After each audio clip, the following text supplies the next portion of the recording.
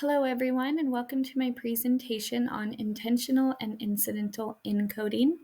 My name is Carrie Kimsey, and I'm going to be doing a short video on describing the two different types of encoding.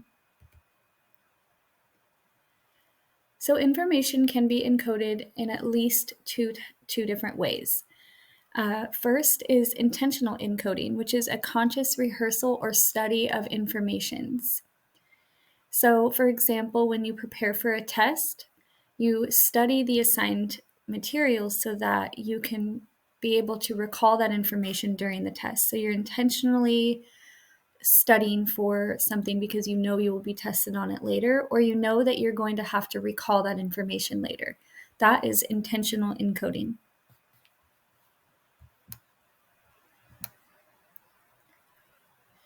Encoding of information can also occur without conscious intent to remember. For example, you may witness a dramatic car accident and later be able to recount it to someone else without trying to remember that. This is incidental encoding. So you're experiencing something that then becomes stored in your memory without you intentionally trying to do that.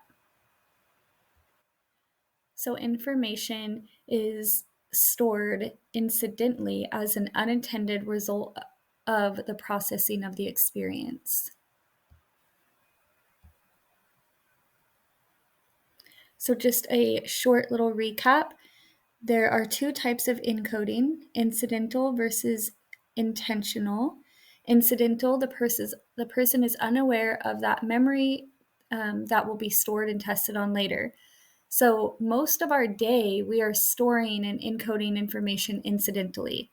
For example, you go into the office, you start your morning off, you work through the day, and then maybe a coworker comes in and asks you about something that happened earlier in that morning, and you're able to recall it and explain the situation and the information to that coworker. That is an incident that's because you had encoded that information incidentally. So if you think about it, a lot of the days we're really encoding incidentally. Now, when we're doing intentional encoding, the person is aware of an upcoming memory test. So again, that example of studying for something because you know you'll be tested on it later, or let's say you're going to be you need to talk about an event that happened that you maybe were a witness to.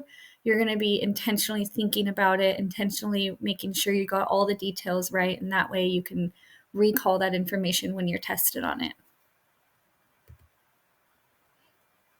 So here are my references, and thank you all for listening. I hope I was able to explain the differences between the two in a way that you all can understand, and I hope you were able to learn something new from my presentation. Thank you all. Have a great day.